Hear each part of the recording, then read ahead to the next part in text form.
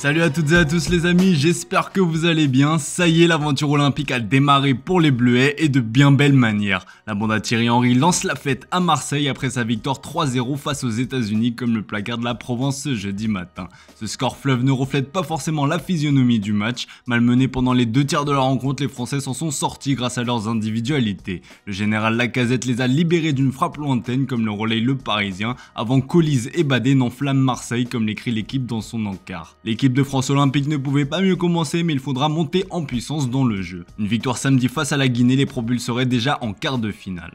Dans les autres rencontres de la journée, l'Espagne a dominé l'Ouzbékistan sur le score de 2-1. Une bonne première se satisfait le journal AS. A noter un couac au niveau de l'organisation avec de grandes files d'attente causées par des problèmes de lecture des QR codes. Le Parc des Princes accueillait une autre rencontre dans la foulée de cette Espagne-Ouzbékistan, un match sous haute tension entre le Mali et Israël qui était souterrain contrôlé comme le constate l'équipe dans ses pages intérieures. Avec le contexte géopolitique que l'on connaît, la rencontre s'est déroulée sans débordement significatif. Les deux équipes se sont quittées sur un match nul, un but partout.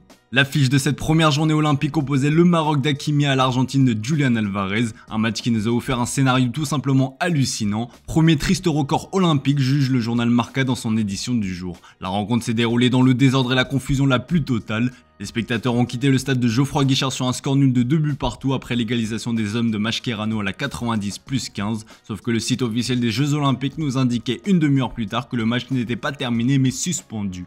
2 heures après, l'arbitre a finalement annulé le but après utilisation de la VAR et a fait jouer les 3 minutes restantes à huis clos, la rencontre se terminant finalement sur un succès de 2-1 pour le Maroc. Un couac d'entrée lâche l'équipe dans ses pages intérieures. En Argentine, on crie évidemment au scandale ce jeudi matin. Le sélectionneur argentin a eu des mots forts après la rencontre, c'est le plus grand cirque que j'ai vu de ma vie. Léo Messi a aussi réagi sur ses réseaux sociaux avec un insolite lâché dans sa story Instagram.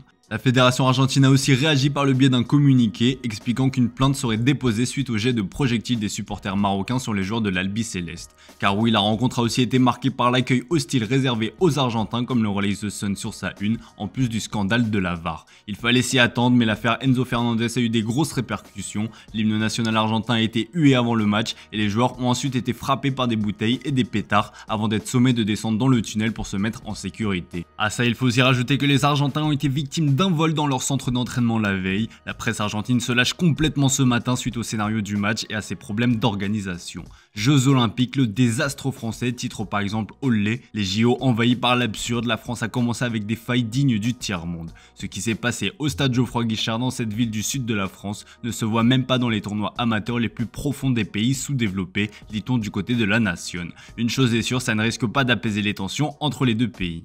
En Angleterre, on évoque aussi l'incroyable comeback de Ben White chez les Three Lions comme le placard de Daily Mirror. Le défenseur d'Arsenal fait partie des meilleurs joueurs à son poste au pays et pourtant il n'a pas participé à l'Euro 2024 en cause d'une dispute qu'il a eue avec le numéro de Gareth Southgate, Steve Holland lors de la Coupe du Monde au Qatar en 2022. Sauf que ces derniers ne sont plus en poste et Ben White envisage désormais un retour en sélection comme le relaye aussi le Daily Star. Toujours dans le royaume de sa majesté, on évoque dans les pages intérieures du Mirror le retournement de situation pour Kevin De Bruyne. Annoncé en partance en Arabie Saoudite, le Belge a finalement fait volte-face pour le plus grand bonheur de Manchester City et de Pep Guardiola. On apprend que sa décision de rester a été motivée par sa famille. Le couple a eu des réserves quant à la modification de la scolarité de leur fils aîné. Un changement brutal d'environnement qui a donc poussé les De Bruyne à refuser les millions saoudiens. Désormais, l'objectif des Sky Blues est de prolonger son contrat qui expire en 2025.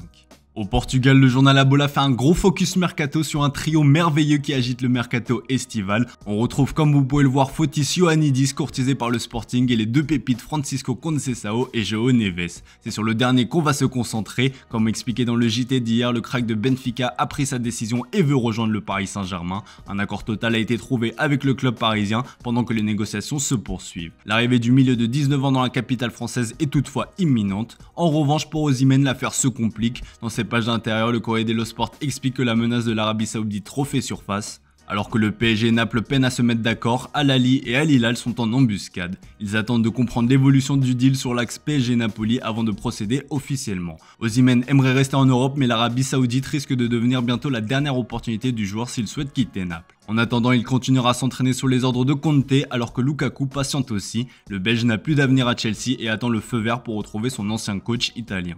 Un feuilleton qui est donc parti pour durer encore quelques temps. On termine ce tour de la presse sportive en Espagne avec le Barça qui fait toujours autant parler sur le mercato. Les deux mêmes dossiers reviennent sans cesse et on commence par celui de Dani Olmo. Comme le placarde le Mundo Deportivo, un sommet a eu lieu pour le joueur du RB Leipzig hier.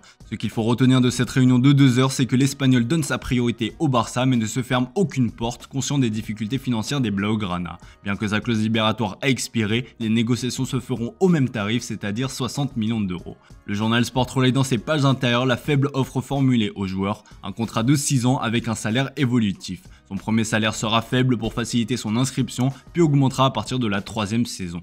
Enfin, l'autre dossier chaud est celui de Nico Williams. Le quotidien espagnol rapporte que le joueur va bientôt prendre sa décision. L'attaquant ne veut pas vivre un long feuilleton et espère que tout sera résolu prochainement. Selon le média, l'ailier ne considère que 2 options, rester à Bilbao ou le Barça. Le Mundo Deportivo se veut plus mesuré et rapporte que la menace parisienne est jugée très sérieuse par la direction catalane. Le PSG sera en train de faire le forcing en coulisses et comme vous le savez, l'écurie parisienne a une bien meilleure santé financière que le Barça. Enfin, on termine avec le Real Madrid qui envisage un échange pour son portier Lunin. Le journal AS explique que ce dernier est dans le viseur de Chelsea. Le prix réclamé est de 30 millions d'euros, mais les Blues ne sont pas disposés à mettre cette somme. Madrid envisage d'accepter un échange avec Kepa, mais en y ajoutant une somme d'argent.